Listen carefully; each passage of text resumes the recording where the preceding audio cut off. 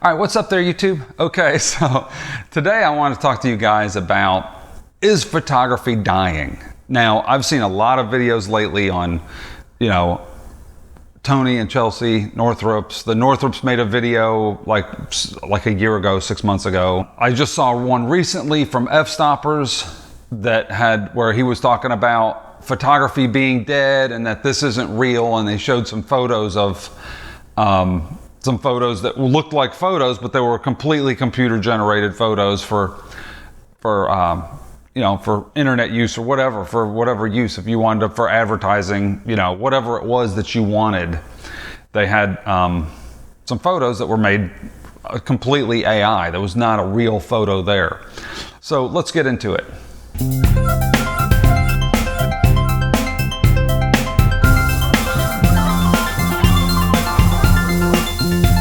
Here's the deal.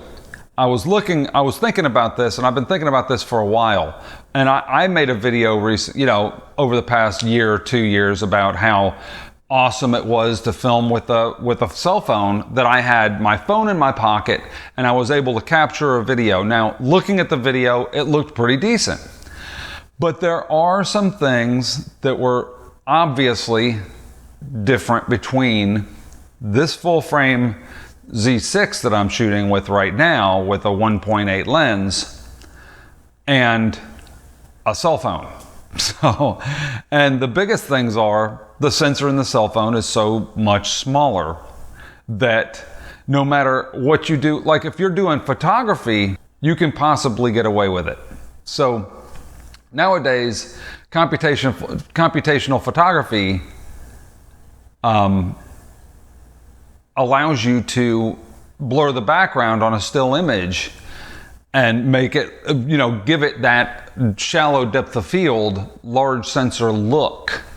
It does it in the camera. It does it in the phone, right? So the phone already has a processor in it. It can calculate the image. When you take a still image, it calculates the background back there and says, okay, this is the foreground, this is the background, let's blur, let's draw a line around this person and make that area back there blurry with an artificial blur. And it's getting a lot better. If you shoot with a new iPhone or the Pixel or a new Samsung, they all have these modes. They've had these modes for a while. Now, I don't know who came up with it first. I'm pretty sure it was Android. Like I remember several years ago, my Mate 9 did this, and it was an old Huawei phone from 5-8 years ago. It did it in portrait mode. I know the Chinese phones for a long time had a portrait mode on their phone that blurred the background automatically, but the edges were rough. So, because the processing power wasn't there. And that was just a couple years ago, like 3 years ago, 4 years ago. The edges were rough. The newer phones are able to do much more processing power, so your hair isn't as rough. It gets around the hair. If you're a woman with long hair and it's blowing, you could possibly mess it up. But, it does a pretty decent job. Decent enough for hanging a picture on the wall, or a small picture, something small, internet stuff, sharing with friends on, social media, making an album. It's fine for those type of things. But the problem is when you try to blow it up to a bigger picture, you're not going to be able to get that. You can't do it. But if I was getting married, and a lot of people getting married nowadays, especially the wedding industry, is a huge business. It's a huge business. So when people get married, they have to weigh a lot of stuff. Like there's a lot. It's very expensive to get married. It's not expensive to get married. It's very expensive to have a wedding. Let's say that.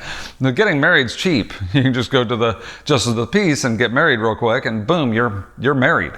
But if you want to have a wedding and you want to have friends and family over and you want to take group photos and stuff, it's really easy when 99% of the people there, except for the little children, have phones. And I'd say probably 80% of those phones have really, really good cameras on them. Any phone within the last 3 to 4 years is going to have a good camera on it, and it's going to do computational photography, and it's going to blur the background, and it's going to make it good. So if you're taking a picture of you and a bridesmaid or you and a groomsman, and you want a photo, a portrait, you can put portrait mode on the camera, take a picture, and it looks fantastic.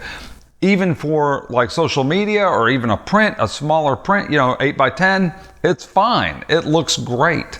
So I understand how photography could be going by way of the dodo bird. I mean, I understand that. But the problem is when it comes to video.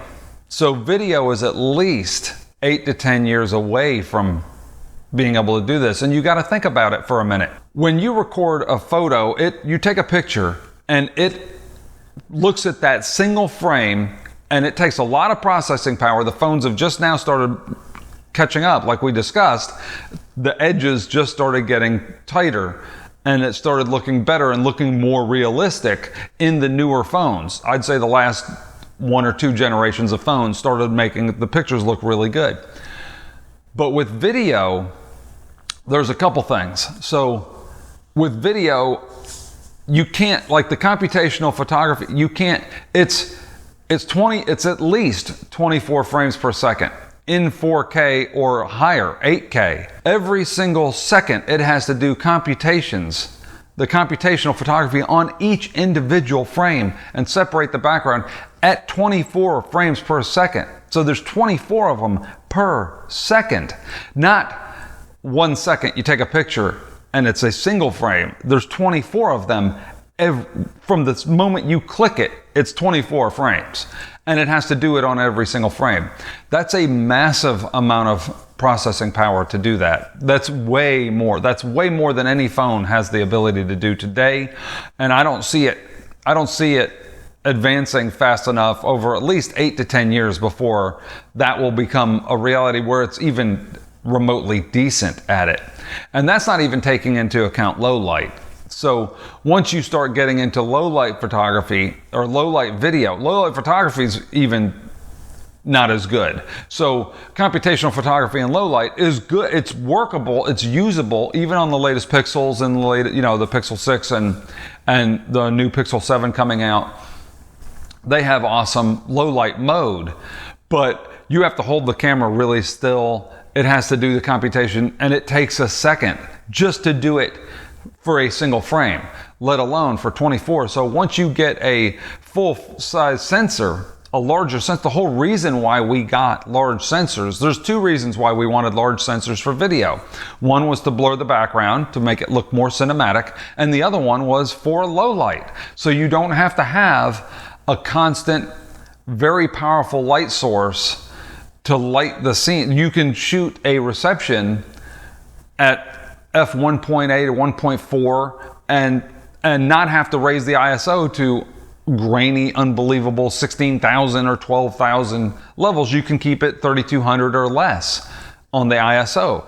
So in order to get video that will do computational, it's even further down the road. I expect probably 8 to 10 years before they're able to do it outdoors in well lit areas. And that's not even talking about the night view. So it's going to be a long time before video is they'll be able to replace video with a cell phone. There's already the issue with a gimbal. Like you've seen, I've made videos on gimbals and had my cell phone on a little gimbal. I've got a Moza Mini P, and it's made for a cell phone or a smaller camera, and it works good on the on the small cell phone. But my phone also does computational video, but it looks bad for the computational photography and video. So what I'm saying is the blurring the background. You can do it in video, but it looks like a mess. It's ugly. It's not even close. And my phone's only a year and a half old. So the newer ones, I'm sure in video are still a mess. It doesn't fix the edges very well. So in order for it to also fix the edges and stabilize the shot. That's even more processing power that the phones just don't have. Photography is going away. I mean, it's not going away completely. There'll be photographers needed for sporting events where you got real fast motion. The cell phones don't have that long of a lens for reach. They got decent, but it's nowhere near as good as a true, wildlife 400 millimeter lens on the side of a stadium shooting football players. I mean, even the latest Z9 with a ridiculously good lens, or the latest Canon or Sony, even those cameras struggle a little bit with getting the image or focusing on the right thing. And that's a camera with a dedicated processor and a dedicated super long lens. It's not having to do any kind of digital zoom. It's using the long lens to get the shot. So for sports and wildlife and for nature photography, like huge landscapes and stuff, yes, if you set the camera on a tripod, the phone on a tripod, and do computational photography, it can get really good, but it's still not as good as a medium format camera. It's just not gonna be. It's not gonna be for a long time. It's gonna be years before they're able to replace a good medium format camera with a wide lens and shooting a huge landscape of mountains and vistas and stuff. A real place, not artificial, but a real place. Even with computational photography. And under those instances, photography doesn't have a problem. It's not going to have a problem. It's going to just keep going. You're going to still need cameras for those things, birds, wildlife, stuff like that.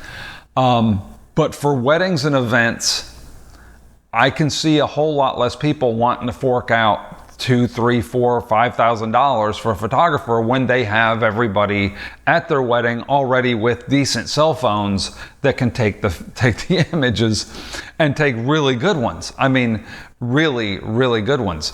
But that said, again, I think couples will look at that and go, okay, I really like the photographer. I can save on the photographer, but I think I might need video, because video still is 8 to 10 years before it even catches up to photography when it comes to computational photography.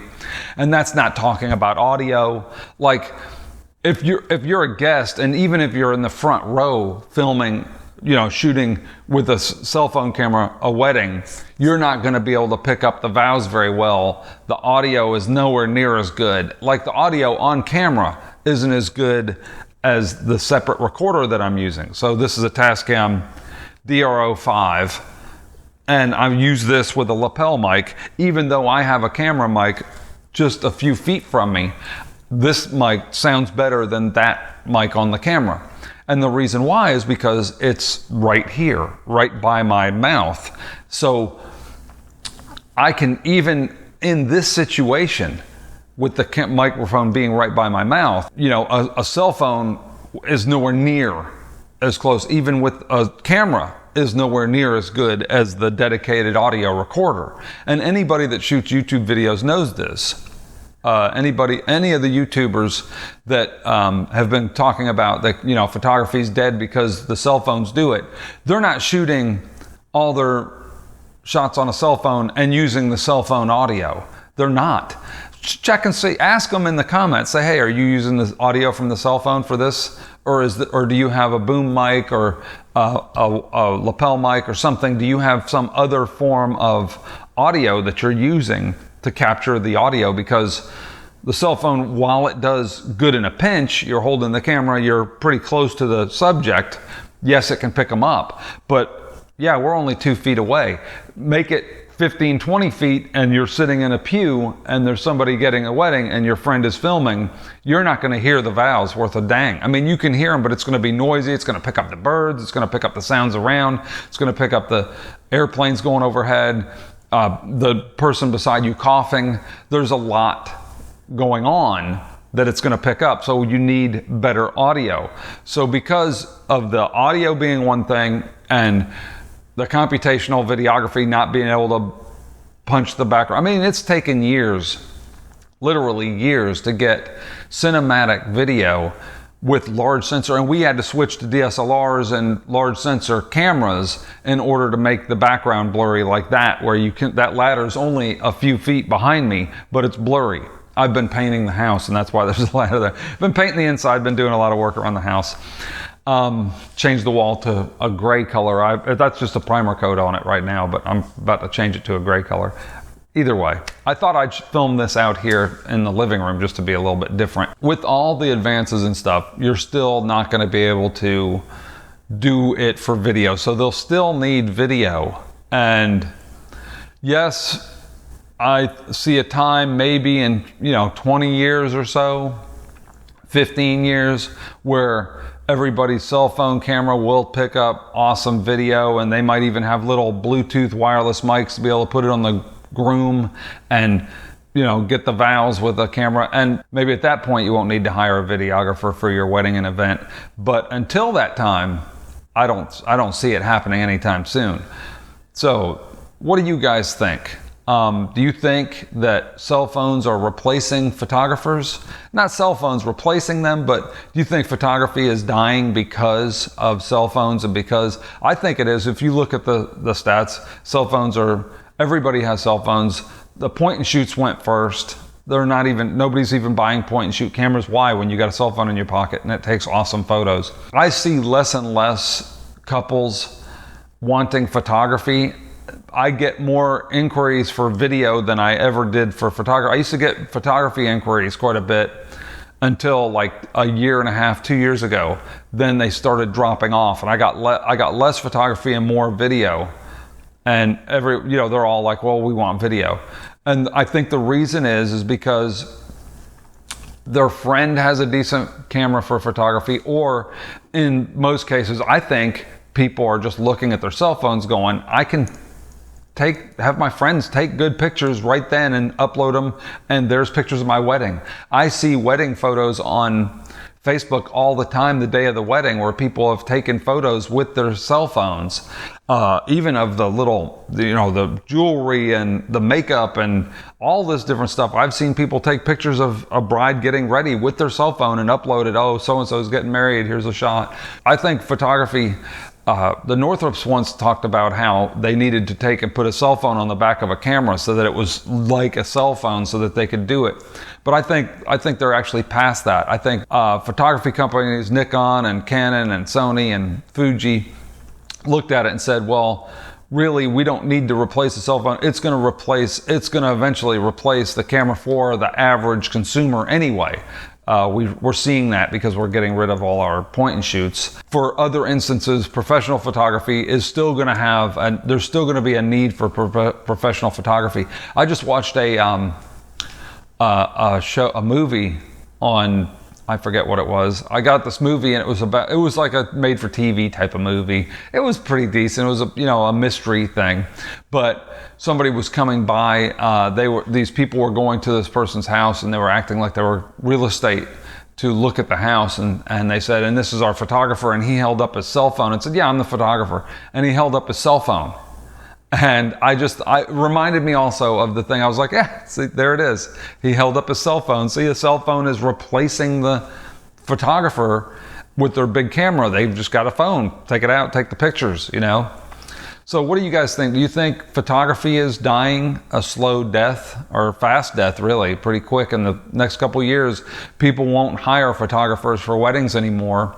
You might actually get some that want just the reception photographer, the nighttime shots and the reception shots until the cell phones catch up. Because I think they'll look at the cell phone picture and go, these are okay, they're kind of blurry, they're not as good as these professional shots with flashes and stuff. Do you think that's what's going to happen? Because I invested a lot of money in flashes and stuff like that, and I mean, it's not good for me if it happens, because I have all this equipment for taking photos in dark, reception areas, and now it's almost worthless because cell phones have caught up. right? You think they're going to catch up with video a lot quicker. You think pretty soon the cameras will be... Is there a cell phone that shoots awesome computational video that I don't know about? Does the new iPhone shoot ridiculously good computational video, blur the background like that ladder back there, even though it's only a few feet from me? Does it look, does the shallow depth of field do it? Because, like Camera Conspiracies, that guy, he always talks about, vlogging and how the background on his cell phone is just as good because he's with the cell phone up close, it's doing good. But that's vlogging. He's holding the camera 2 feet from him, or, a foot and a half, 2 feet from him. And it's easy to blur the background when you're that close. It's not as easy to blur the background when you're a distance away and there's a group of people and you want those people in focus, but the background to be blurry. It's a little bit harder to do that. So what do you guys think? Comment below. Let me know what you guys think. And what do you think about this video? Shot in 4K. I just decided to do something different, sit in the living room, because I've got all these rooms and I never shoot in them. I'm fixing this other bedroom to do, either rent it out or do set it up as a YouTube type of channel thing so I can discuss some stuff, set up a table and do unboxings and stuff like that. Are you with me on this, or am I nuts? Comment below, let me know what you guys think. And guys, don't forget to like and subscribe. Give this video a thumbs up if you liked it, thumbs down if you didn't. Don't forget to hit the subscription and the notification bell so you can because I don't make videos very often. I haven't been making a lot of videos lately. I've been really busy painting, fixing the house and cutting the grass, and my work schedule's a little bit crazy, and I've been on a diet. I've been dieting for a couple weeks now. I've lost about 15, 20 pounds. I've lost about 20 pounds over the past, say, 3 weeks now. I'm eating like 1 meal a day. I don't eat anything until noon, and now it's 12:15, so I'm getting hungry because I didn't eat anything last night until whenever. So I just thought I'm talking about different stuff. I'm on trying to get healthy, trying to feel better, and stick around longer so I can keep bugging you guys with my YouTube videos, and so that I can see my family and so I can be around for a few more years. So holler at you later, YouTube. Take it easy. I'm out.